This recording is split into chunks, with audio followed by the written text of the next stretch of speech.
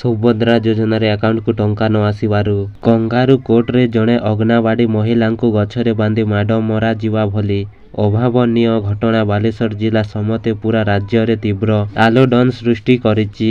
ବାଲେଶ୍ୱର ଜିଲ୍ଲା ସିନ୍ଲା ଥାନା କୁଣ୍ଡଲି ପଞ୍ଚାୟତ ମହାପଦା ଗ୍ରାମରେ ଏଭଳି ଘଟଣାକାଣ୍ଡ ଘଟିଛି। ପଞ୍ଚାୟତର କିଛି ମହିଳା ଓ ପୁରୁଷ ଅଙ୍ଗନବାଡ଼ି କେନ୍ଦ୍ରର କର୍ମୀ ଉର୍ମିଲା ସାମଲଙ୍କୁ ଏକ ଗଛରେ ବାନ୍ଧି ନିର୍ଧୂମ ମାଡ଼ ମାରିଛନ୍ତି। ସବୁଠୁ ଆଶ୍ଚର୍ଯ୍ୟ କଥା ହେଲା, ଖବର ପାଇ ସିନ୍ଲା ଥାନା ପୁଲିସ ଘଟଣାସ୍ଥଳରେ ପହଞ୍ଚି ଏହି ସବୁ ଦୃଶ୍ୟ ଦେଖିଥିଲେ। ମହିଳାଙ୍କୁ ଉଦ୍ଧାର କରିବା ବର୍ତ୍ତେ ଘଟଣାସ୍ଥଳ ଛାଡ଼ି ପଳାଇଥିଲେ। ତେବେ ଉର୍ମିଲାଙ୍କ ପରିବାର ଲୋକେ କୌଣସି ପ୍ରକାରେ ତାଙ୍କୁ ଗୁରୁତର ଅବସ୍ଥାରେ ଉଦ୍ଧାର କରି ବସ୍ତା ଡାକ୍ତରଖାନାରେ ଭର୍ତ୍ତି କରାଇଥିଲେ। ପରେ ସେଠାରୁ ତାଙ୍କୁ ଜିଲ୍ଲା ମୁଖ୍ୟ ଡାକ୍ତରଖାନାକୁ ସ୍ଥାନାନ୍ତର କରାଯାଇଛି। ବର୍ତ୍ତମାନ ଉର୍ମିଲା ଜିଲ୍ଲା ମୁଖ୍ୟ ଡାକ୍ତରଖାନାରେ ଚିକିତ୍ସାଧୀନ ରହିଛନ୍ତି।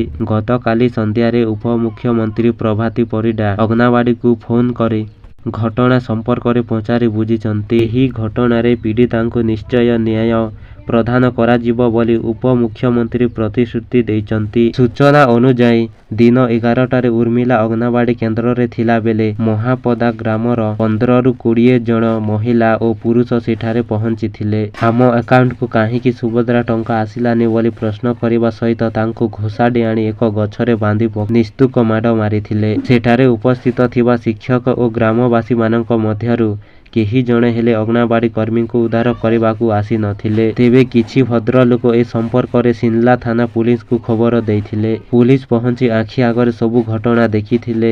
ଉର୍ମିଲାଙ୍କୁ ଉଦ୍ଧାର କରିବା ପରିବର୍ତ୍ତେ ଘଟଣାସ୍ଥଳ ଛାଡ଼ି ପଳାଇଥିଲେ। ଖବର ପାଇ ସିଡିପିଓ ଓ ଅଙ୍ଗନବାଡ଼ି ସୁପରଭାଇଜର ଘଟଣାସ୍ଥଳରେ ପହଞ୍ଚି ମହିଳାମାନଙ୍କୁ ବୁଝାବୁଝି କରି ଉର୍ମିଲାଙ୍କୁ ଛାଡ଼ି ଦେବା ପାଇଁ କହିଥିଲେ। ହେଲେ ମହିଳାମାନେ ସିଡିପିଓ ଓ ସୁପରଭାଇଜରଙ୍କୁ ବି ଗାଳିଗୁଲଜ କରିଥିଲେ। ପରେ ଉର୍ମିଲାଙ୍କ ପରିବାର ଲୋକ କୌଣସି ପ୍ରକାରରେ ତାଙ୍କୁ ଉଦ୍ଧାର କରିଥିଲେ।